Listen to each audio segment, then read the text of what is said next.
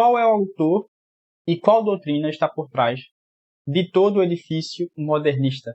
Olá pessoal, eu sou Matheus Assunção. No vídeo de hoje eu quero falar sobre esse assunto do modernismo, mais especificamente do modernismo filosófico, que é o fundamento de todo edifício modernista, como bem diz o Papa São Pio X na Pascendi. Então se inscreva aqui no canal porque eu trago vídeos com frequências de cunho filosófico, histórico, né? E, em geral, relacionando com a igreja. Certo? Esse é um tema muito importante porque ele se relaciona com a atual crise na igreja. Então nós temos aqui também uma série que trata sobre esse assunto da atual crise na igreja. Então vocês vão poder aproveitar mais essa série de vídeos. Então se inscreva aqui no canal porque você vai ter assim um acompanhamento, né? uma ciência melhor sobre essas questões. Bem, nós poderíamos aprofundar muito essa questão do modernismo, poderíamos ver as questões da Pascendi como um todo, enfim, várias questões é possível analisar.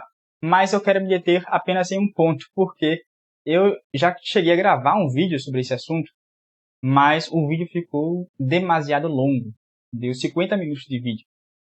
E, vemos e convenhamos, vocês não vão assistir 50 minutos de vídeo. Né? Então, eu resolvi fazer um resumo aqui de toda essa questão do modernismo filosófico, pegando apenas um ponto aqui que julgo fundamental para poder entender toda essa questão, que é justamente o que está por trás de todo edifício modernista, qual a doutrina, qual o pensador que está por trás dela, que é justamente o filósofo Immanuel Kant, certo? É o filósofo Immanuel Kant. Então, o Papa São Pio X, na Pascendi, diz que o mal do nosso tempo é o modernismo. Tem raiz justamente num princípio filosófico oposto à doutrina atomista, que é chamado agnosticismo. E o agnosticismo, como bem define São Pio X, é a doutrina que afirma que a razão humana fica inteiramente reduzida à consideração dos fenômenos, ou seja, das coisas perceptíveis pelos sentidos, não é? E que ela não tem direito nem aptidão para poder transpor esses limites do mundo sensível, das coisas que são percebidas pelos sensíveis. Então, toda a nossa consideração fica reduzida aos fenômenos. Daí segue-se duas coisas. A primeira é que a razão humana não pode conhecer a essência das coisas, daí Kant dizer que não podemos conhecer a coisa em si. A segunda consequência é que não é dada a razão elevar-se a Deus, nem conceder-lhe a existência, ou seja, que Deus é, nem mesmo por intermédio das coisas sensíveis. Ou seja, se rejeita as cinco vias, né? Se rejeita o argumento quia, que está fundamentado em São Paulo, quando ele fala que nós podemos conhecer a Deus através das coisas sensíveis e assim chegar às coisas invisíveis. Ou seja, o argumento quia.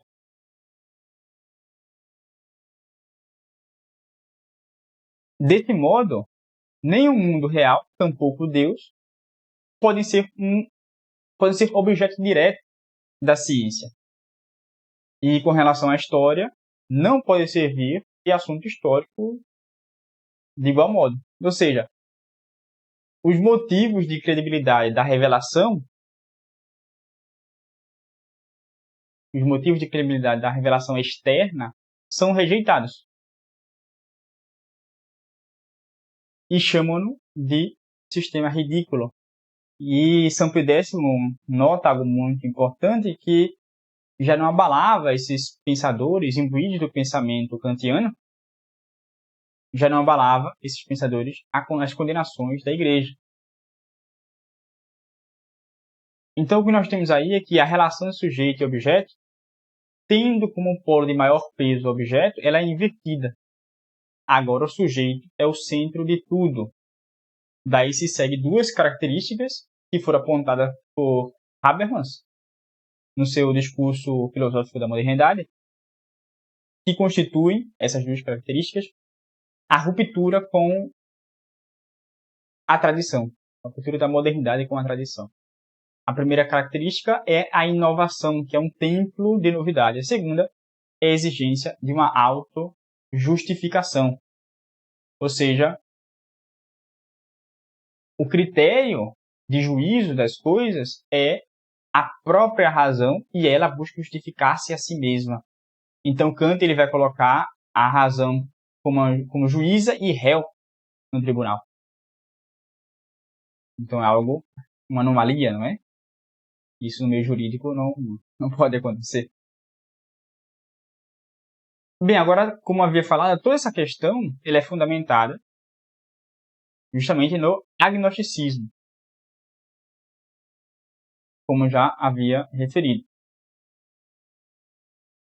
E de respeito ao conhecimento ou entendimento das coisas. Sobre isso, diz Kant o seguinte, em sua Crítica da Razão Pura, A 247, diz ele: o entendimento nunca pode, a priori, conceder mais que a antecipação da forma de uma experiência possível em geral, e que, não podendo ser objeto da experiência, o que não é fenômeno.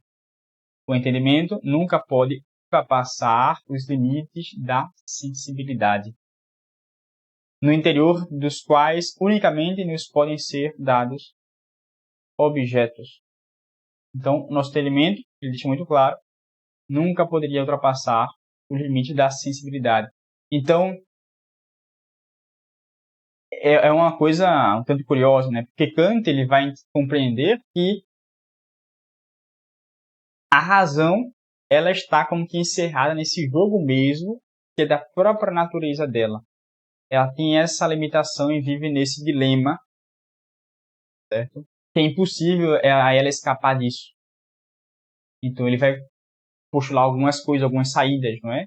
Então há questões, por exemplo, que nós não podemos conhecer, que são simplesmente postulados práticos, como por exemplo a mortalidade da alma, a noção de liberdade, né?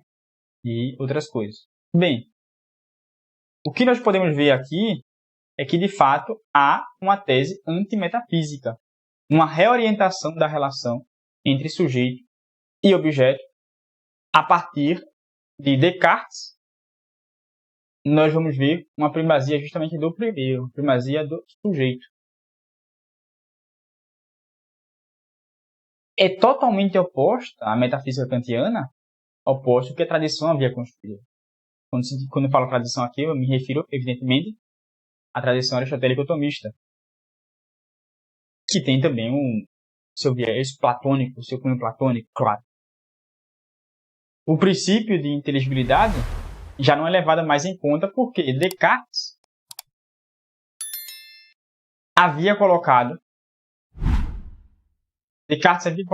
uma grande dúvida em relação ao objeto exterior, ao sujeito, dizendo que não há nada que seja universalmente aceito, senão o cogito. E Descartes funda todo o seu método de conhecimento no sujeito. A consequência é justamente o subjetivismo. Subjetivismo que, segundo o padre Calderon,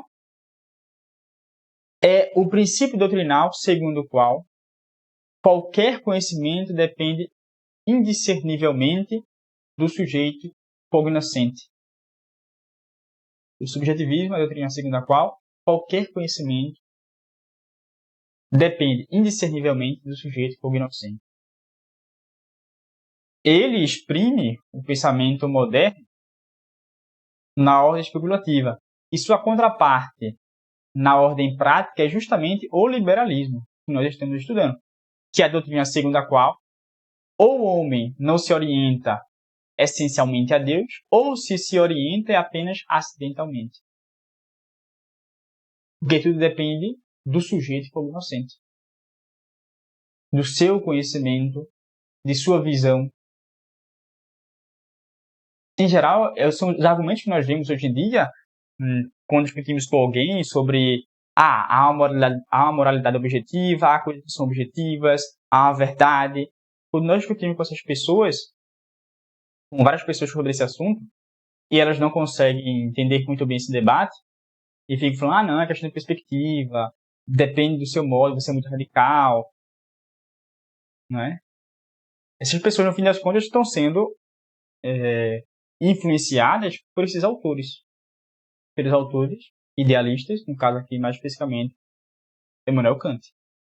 E Descartes, claro, também, mas muito mais Kant, porque Descartes ainda permanece com algo, coisa que não vou entrar aqui, permanece com algo da tradição.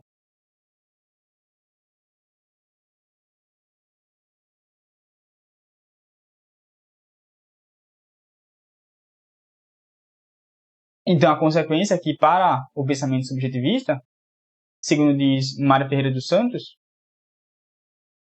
não há objetos independentes da consciência, mas é esta que os engendra, e estes são apenas produtos do pensamento. É nisso que Kant encontra respaldo para poder dar continuidade a um novo sistema filosófico. Diz Kant o seguinte, na Crítica da Razão Pura, a 369. Por idealista, não se deve entender aquele que nega a existência dos objetos externos dos sentidos, mas apenas aquele que não admite que sejam conhecidos mediante percepções imediatas. Concluindo daí que nunca podemos estar completamente seguros da sua realidade pela experiência possível.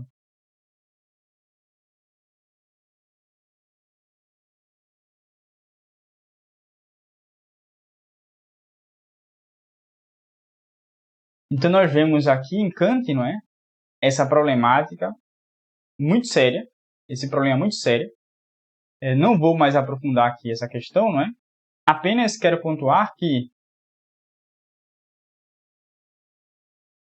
o idealismo alemão é a doutrina segundo a qual os objetos reais são objetos de consciência ou objetos ideais. No fim das contas, para esse movimento, o objeto do conhecimento nada tem de real. Ou seja, não é a filosofia do ser, ou seja, da realidade, mas apenas do ideal. Porque toda a realidade está encerrada aonde? Na consciência, no sujeito cognoscente. É justamente isso que Kant postula, uma vez que, segundo ele, somente a razão humana pode nos orientar. Assim, a razão tem um sentido prático e as respostas às questões metafísicas partem da ética. Como é possível ver, por exemplo, no caso do imperativo categórico. Mas a razão, segundo Kant, opera ilusões. E devido às suas exigências, ele oferece um postulado prático para poder fundamentar a necessidade para a ação ética, porque necessita justamente admitir uma finalidade.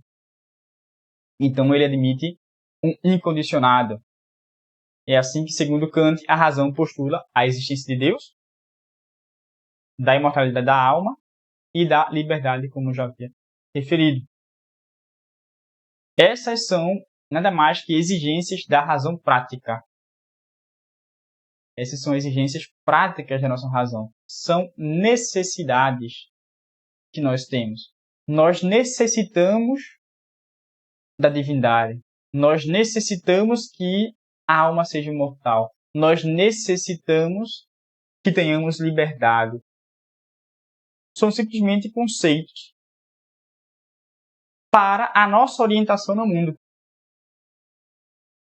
Não é isso que São Pio X fala na Pascendi, quando diz que, quando fala sobre o imanetismo vital, e aquela perniciosa ideia do modernismo de que nós temos a necessidade do divino, é justamente isso que fala São Pio X, que está condenando São Pio X.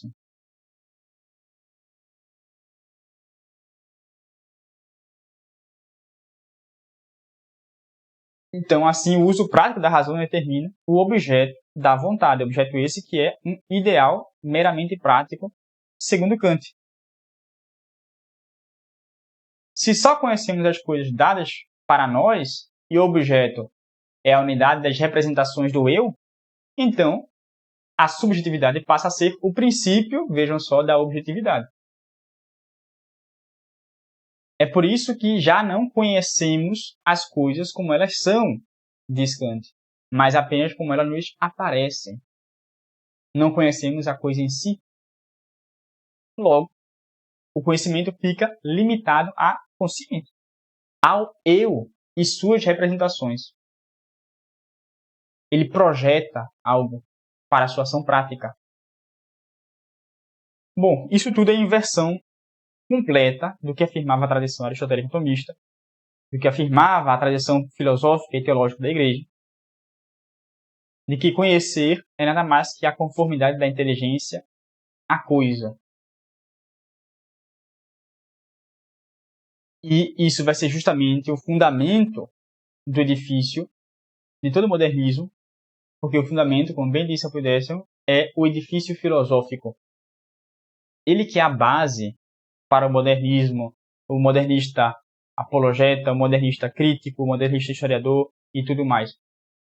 O teólogo, a base é o edifício filosófico.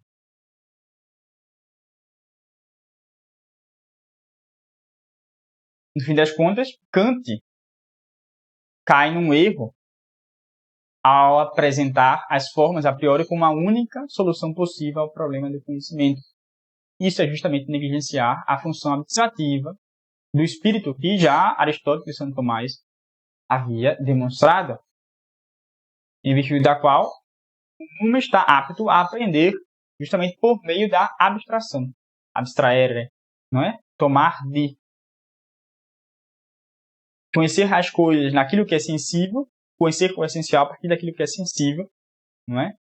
Nós abstraindo, tirando aquilo que nós aprendemos, captamos com os sentidos, nós aprendemos aquilo que é essencial nas coisas que são sensíveis. Porque deixamos de lado tudo aquilo que é acidental e ficamos apenas com aquilo que é essencial daquelas coisas. Mas tudo começa com conhecimento sensível.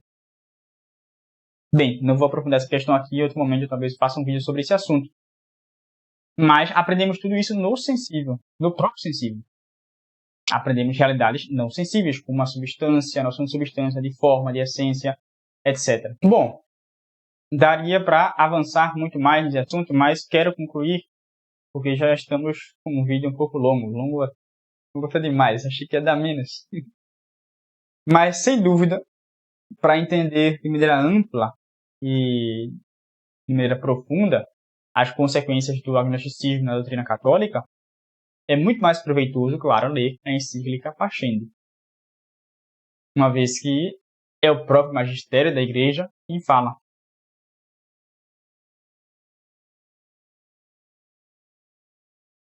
Mas penso que seja oportuno destacar aqui duas coisas essenciais que a encíclica menciona: a parte negativa e a parte positiva do agnosticismo. A parte negativa do agnosticismo é a base do edifício da filosofia religiosa dos modernistas. O agnóstico será aquele que nega o poder da razão e as luzes da fé, conforme mencionei aqui brevemente anteriormente. E a parte negativa, então ela consiste justamente em dizer que a razão fica inteiramente reduzida à consideração dos fenômenos, ou seja, só das coisas perceptíveis e do modo como elas são perceptíveis. E nem tem ela direito, nem a aptidão de transpor esses limites, como bem diz Ampulho Décio, quando vai descrever o agnosticismo. Ou seja, o homem fica reduzido à consideração apenas dos fenômenos. Então, essa é a parte negativa. Daí se segue que a razão não pode, de nenhum modo, levar-se até Deus, como nós já falamos, nem mesmo por intermédio dos seres visíveis. E assim, Deus não pode ser objeto nem da ciência, nem da história.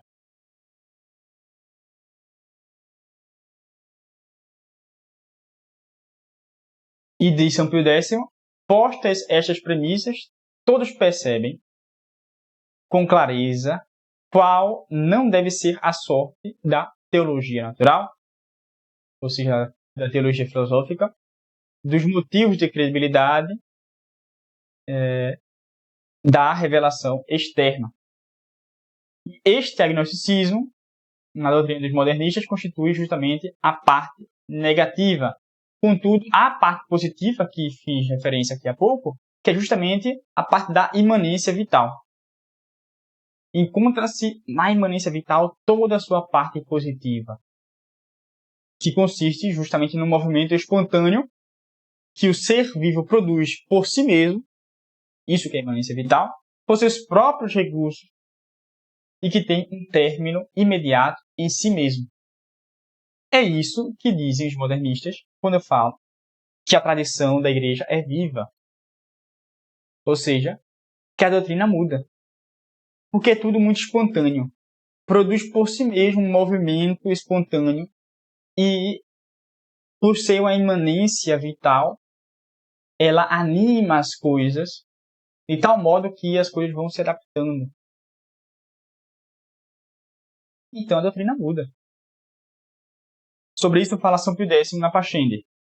Ora, destruir a teologia natural, impedindo o acesso à revelação ao rejeitar os motivos de credibilidade, é claro que se não pode procurar fora do homem essa explicação, deve-se, pois, procurar no mesmo homem. Certo? Porque eles não consideram o que fala São Paulo, que a fé vem pelos ouvidos. Mas o princípio da revelação deve-se procurar no próprio homem, imanente ao próprio homem. Deve-se, pois, procurar no mesmo homem. E visto que a religião não é, de fato, senão a forma da vida, a sua explicação se deve achar mesmo na vida do homem. Daí procede o princípio da imanência religiosa. Demais, a primeira moção, por assim dizer, de todo fenômeno vital deve sempre ser atribuída a uma necessidade. Diria Kant, a necessidade prática do homem. Por isso que ele postula essas questões que são abstratas. Continua São Pio X, os primórdios, porém, falando mais especificamente da vida, devem ser atribuídos a um movimento do coração, que se chama sentimento. Que bonito, não? O importante é você se sentir bem. Não se preocupe. Existe inferno se você... se um fala, inferno existe, deve-se fazer penitência, mortificação, oração. Não. O importante é você se sentir bem, não se preocupe muito com isso.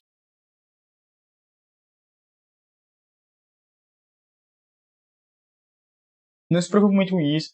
Tem os 10 mandamentos. Não, meu filho. Veja só, desde que você não mate ninguém, não tem problema os outros pecados. Porque tudo é questão de sentimento. Tá te sentindo bem?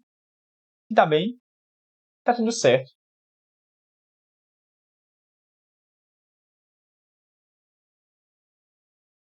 Por conseguinte, continua São Pio X, como o objeto da religião é Deus, devemos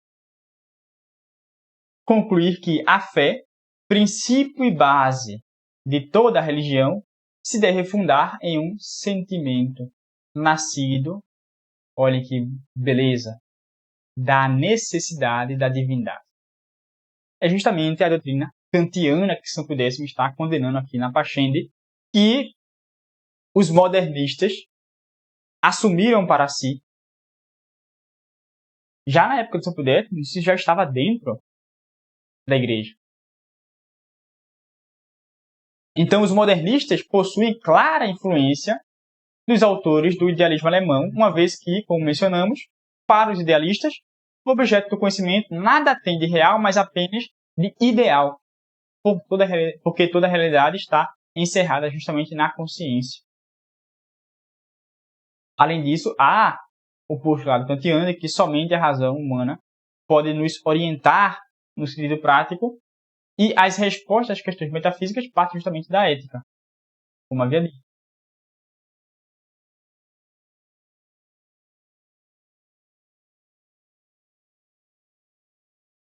Ou seja, em suma, o que pregam os modernistas é justamente isso tudo que Kant fundamenta. busca fundamentar em sua filosofia. E, no fim das contas, os modernistas reduzem a fé a um sentimento religioso. Para eles, a fórmula intelectual da religião, para ser verdadeira, basta que corresponda a um sentimento religioso, ou seja, a uma intuição do coração. Quando, na verdade, a fé é uma adesão do intelecto à verdade revelada, ou seja, adesão do intelecto a algo exterior a nós, algo que nos vem pelo ouvido, algo que nós recebemos porque nos foi transmitido. No fundo, para eles, para os modernistas, o que importa é você se sentir bem. Se você se sente bem, está tudo certo. Pouco importa o resto. E sobre essa necessidade da divindade, diz São Pio X, e aqui eu encerro. Esta necessidade das causas divinas não se fazendo sentir no homem, senão em certas e especiais circunstâncias, não pode, de per si, pertencer ao âmbito da consciência.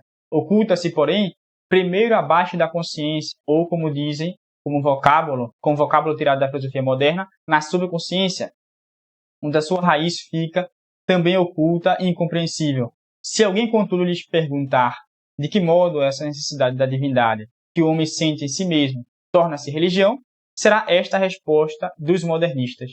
A ciência e a história, dizem eles, acham-se fechadas entre dois termos, um externo, que é o mundo visível, outro interno, que é a consciência.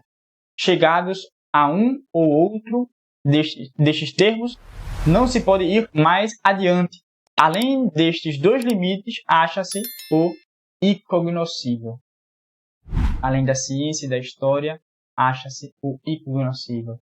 Deste incognoscível, seja que ele se ache fora do homem e fora de todas as coisas visíveis, seja que ele se ache oculto na subconsciência do homem, há necessidade de um quê divino, sem nenhum ato prévio da inteligência, como o que o fideísmo gera no ânimo, já inclinado a um certo sentimento particular, e este, seja como objeto, seja como causa interna, tem envolvida em si a mesma realidade divina e assim, de certa maneira, une o homem com Deus. É precisamente a este sentimento que os modernistas dão o nome de fé e têm-no como o princípio da religião.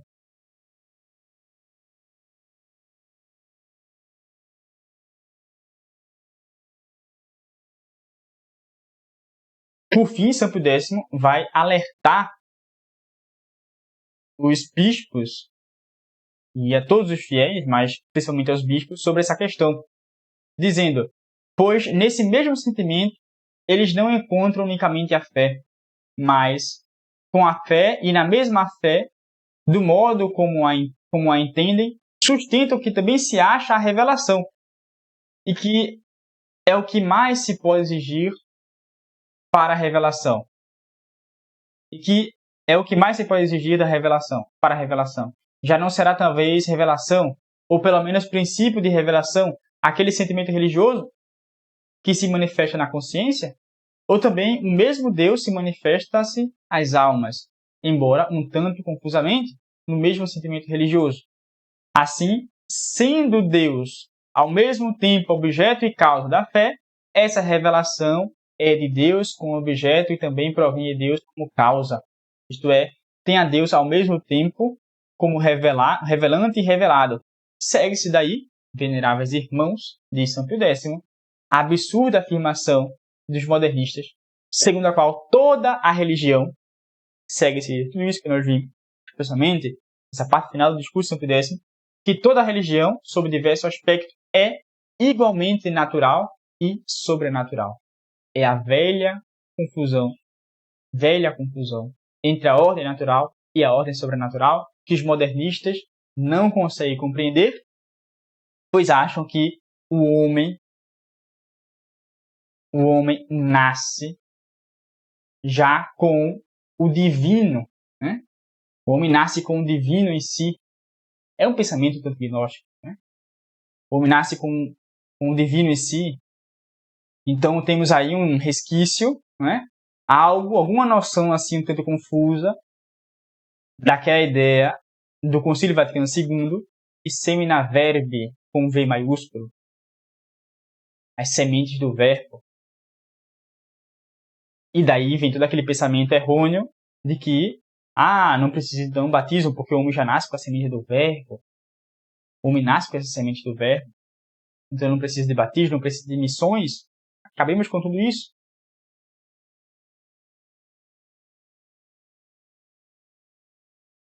Porque é inata ao homem as sementes do verbo.